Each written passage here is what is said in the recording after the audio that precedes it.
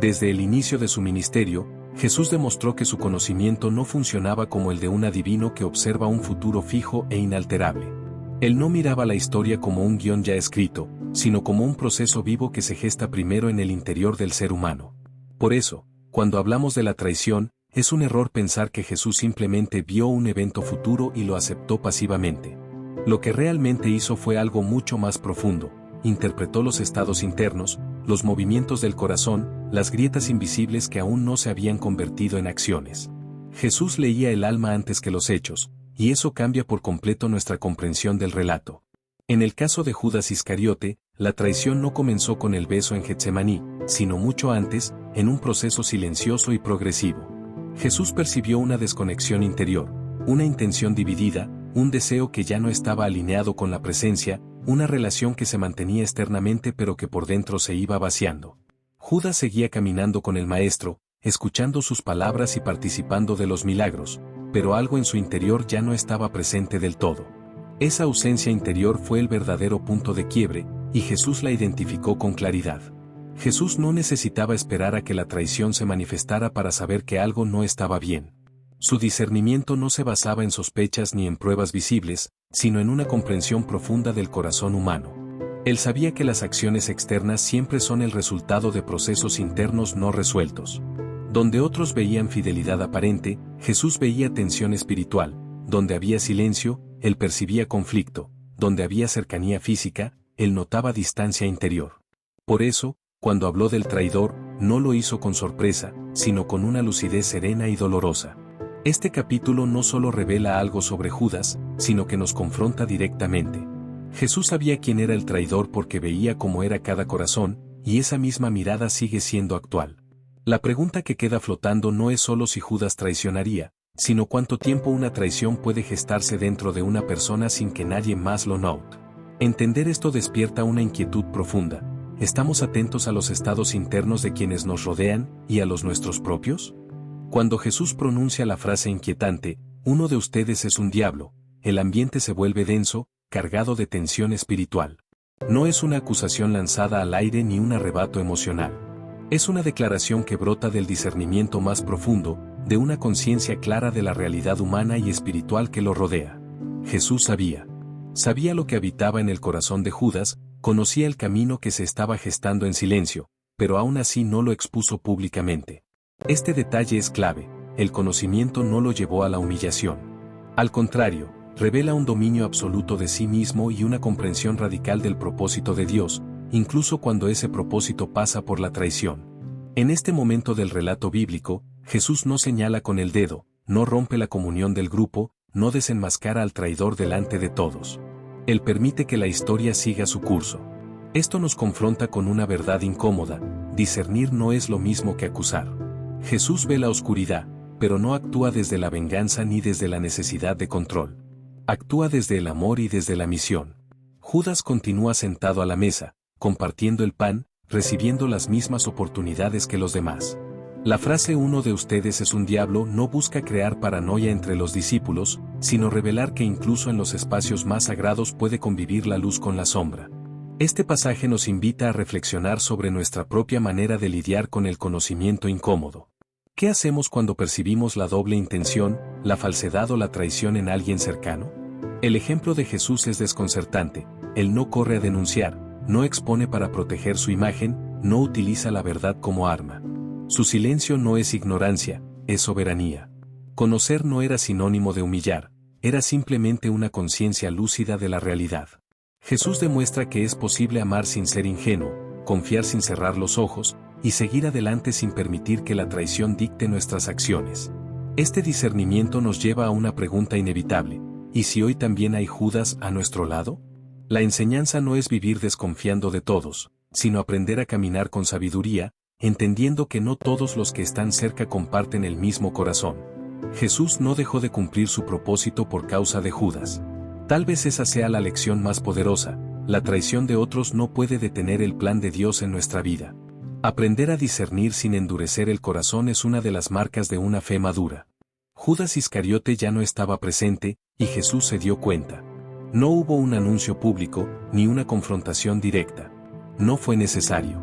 El momento revela una verdad profunda: el problema central no fue la traición final, sino la desconexión interna que la precedió. Judas había compartido el pan, había caminado junto al Maestro, había escuchado las mismas palabras que transformaron corazones, pero algo en su interior ya no estaba alineado. La traición fue solo el síntoma visible de una ruptura que llevaba tiempo gestándose en lo secreto. Este pasaje nos obliga a mirar más allá de los actos externos. Judas estaba físicamente con el grupo, pero ya no estaba en espíritu. Su presencia era vacía, su cercanía era aparente. Y aquí surge una enseñanza inquietante: se puede estar muy cerca de lo sagrado y, aún así, estar lejos por dentro. La fe no se mide por la proximidad física ni por el rol que ocupamos, sino por la comunión interior, por la coherencia entre lo que decimos creer y lo que realmente gobierna el corazón. Judas escuchaba, pero no permitía que la verdad lo transformara, seguía al Maestro, pero ya había elegido otro camino en su interior. Jesús lo sabía, porque la presencia revela más que las palabras. El silencio de Judas hablaba. Sus gestos, su distancia emocional, su incapacidad de amar como antes, todo delataba una ausencia espiritual. Jesús no necesitó acusar ni señalar, él discierne lo invisible. Aquí el relato bíblico nos muestra que Dios no se deja engañar por apariencias. Podemos pronunciar las frases correctas y mantener las rutinas religiosas, pero cuando el espíritu se apaga, la presencia se vuelve hueca. Y Jesús percibe esa diferencia con absoluta claridad. Este capítulo no solo habla de Judas, nos confronta a nosotros. ¿Cuántas veces seguimos presentes en cuerpo, pero ausentes en espíritu? ¿Cuántas relaciones, comunidades o incluso experiencias de fe sostenemos solo por costumbre, mientras el corazón ya se ha desconectado? La advertencia es seria, pero también misericordiosa. Antes de que la traición se manifieste, aún hay tiempo de volver. Jesús se da cuenta cuando alguien ya no está, pero también espera, con paciencia, a que el corazón regrese. Aquí nace la pregunta que incomoda y despierta: ¿estoy realmente presente donde digo estar? Jesús se levanta de la mesa sabiendo exactamente lo que va a ocurrir. No hay sorpresa, no hay ingenuidad, no hay desconocimiento. El traidor ya está identificado en su corazón y, aún así, él decide arrodillarse. Ese gesto cambia todo. Si Jesús no supiera que Judas lo entregaría, lavar sus pies sería apenas un acto de cortesía, una enseñanza genérica sobre humildad. Pero al saberlo, el gesto se vuelve radical, incómodo y profundamente revelador. No es un acto neutro, es una declaración silenciosa de amor consciente. Jesús no ama porque ignora el peligro, ama aún sabiendo el riesgo. Y eso nos obliga a replantearnos qué entendemos realmente por amor. Lavar los pies de Judas no fue un error de cálculo ni una esperanza ingenua de que todo saliera bien. Fue una elección. Jesús no está atrapado en el autoengaño, está afirmando su identidad. Él no actúa para protegerse del dolor, sino para mantenerse fiel a quien es. En ese momento, Jesús muestra que el amor verdadero no depende de la respuesta del otro, sino de la coherencia interior de quien ama. El agua que corre sobre los pies del traidor no limpia la traición futura, pero revela el corazón de Cristo, un corazón que no se deja definir por el mal que recibe, sino por el bien que decide ofrecer. Aquí surge una pregunta inquietante: ¿cuántas veces confundimos amor con ingenuidad? Jesús demuestra que amar no es cerrar los ojos, sino abrirlos por completo y aún así elegir el bien. Él no ignora que Judas lo va a herir, simplemente se niega a permitir que esa herida determine su manera de actuar. Jesús no ama para evitar la cruz, ama incluso sabiendo que la cruz es el precio. Y eso transforma el gesto del lavatorio en una de las escenas más desafiantes del Evangelio, porque nos enfrenta con nuestra tendencia a amar solo cuando nos sentimos seguros. Este capítulo no habla solo de Judas, sino de nosotros. Todos, en algún momento, hemos tenido, o tendremos, un Judas cerca, alguien que falla, traiciona o decepciona. La pregunta no es si Jesús sabía, porque está claro que sí. La verdadera pregunta es si nosotros estamos dispuestos a amar con esa misma lucidez. Jesús nos enseña que la integridad no consiste en evitar el dolor, sino en no dejar que el dolor nos convierta en personas distintas a lo que estamos llamados a ser. Amar así es radical, peligroso y profundamente cristiano. Jesús sabía. No era una suposición ni una sospecha vaga, sino un conocimiento profundo del corazón humano. Sabía que Judas lo entregaría, sabía el desenlace, sabía el dolor que vendría. Y, aún así, hay algo que desconcierta y provoca: Jesús no intenta detener a Judas. No lo expone públicamente, no lo amenaza, no lo manipula emocionalmente, no lo obliga a cambiar de rumbo. En un mundo donde el poder suele usarse para controlar, Jesús revela una verdad inquietante: el amor verdadero no cancela la libertad, ni siquiera cuando esa libertad puede volverse en contra. Desde el principio del relato bíblico, la libertad aparece como un regalo arriesgado. Dios no creó autómatas, sino personas capaces de elegir, incluso de equivocarse. En el huerto del Edén, la posibilidad de desobedecer ya estaba presente. De la misma manera, en la mesa de la última cena, Jesús comparte el pan con quien sabe que lo traicionará. El gesto es fuerte, casi incómodo. Jesús no ignora el mal, pero tampoco lo evita a costa de anular al otro. Prefiere mantenerse fiel a su misión antes que violar el libre albedrío de Judas. Aquí emerge un principio profundo: el conocimiento no es lo mismo que la manipulación. Jesús conoce el camino que Judas podría tomar, pero no usa ese conocimiento para dirigirlo como una pieza de ajedrez. No controla, no fuerza un arrepentimiento artificial, no fabrica una obediencia vacía. Elige permanecer fiel al amor, incluso cuando ese amor será herido. Eso nos muestra que la fidelidad de Jesús no depende de las decisiones ajenas, sino de su identidad y propósito. El clímax de esta verdad se revela en la cruz. Allí, Jesús carga no solo con la traición de Judas, sino con todas las traiciones humanas. El Evangelio no se construye sobre relaciones perfectas, sino sobre un Salvador que ama sin garantías. Cristo no muere porque Judas lo traiciona, muere porque el amor decide llegar hasta el final, respetando incluso la libertad de rechazarlo. Y aquí la pregunta inevitable: ¿tienes un Judas a tu lado? Tal vez sí. Pero la enseñanza no es vivir con sospecha, sino aprender a no perderte a ti mismo por intentar controlar a otros.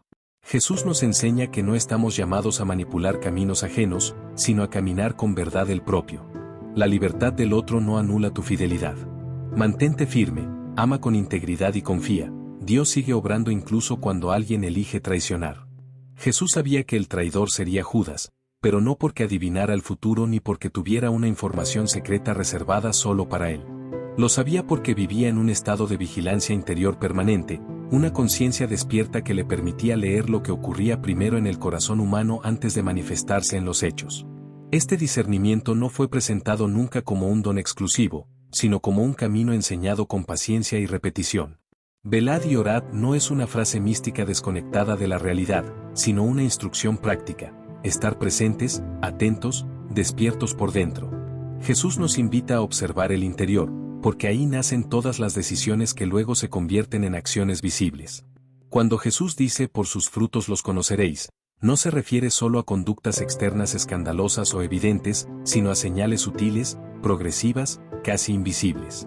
Judas no comenzó traicionando con un beso, comenzó desconectándose internamente. El discurso seguía siendo correcto, la participación seguía activa, pero algo ya no estaba alineado. Jesús percibió la inconsistencia entre lo que Judas decía y lo que realmente deseaba, la ausencia emocional camuflada de compromiso, y un cambio interno que precedió al cambio de actitud. Antes de que la traición ocurriera, ya había ocurrido por dentro. Y eso es lo que Jesús supo leer. La frase "donde esté vuestro tesoro, allí estará también vuestro corazón" revela el método con claridad. El corazón siempre se inclina hacia aquello que realmente valora. Cuando el tesoro cambia, el corazón se desplaza, aunque el cuerpo aún permanezca en el mismo lugar. Judas estaba físicamente cerca de Jesús, pero su tesoro ya no estaba allí. Jesús, en silencio, atento y presente, percibió ese desplazamiento. No necesitó confrontar, acusar ni desenmascarar públicamente. Simplemente supo. Aquí está la enseñanza más profunda: la vigilancia comienza en uno mismo. Antes de detectar un Judas afuera, es necesario observar si hay traición interior dentro de nosotros. ¿Dónde está nuestro tesoro? ¿Qué frutos están creciendo en silencio? Jesús demuestra que cualquier persona consciente, conectada y vigilante puede percibir cuando una relación ya ha sido rota internamente, incluso si externamente todo parece igual. No se trata de paranoia ni sospecha constante, sino de una sensibilidad espiritual madura. Jesús no adivinó, percibió.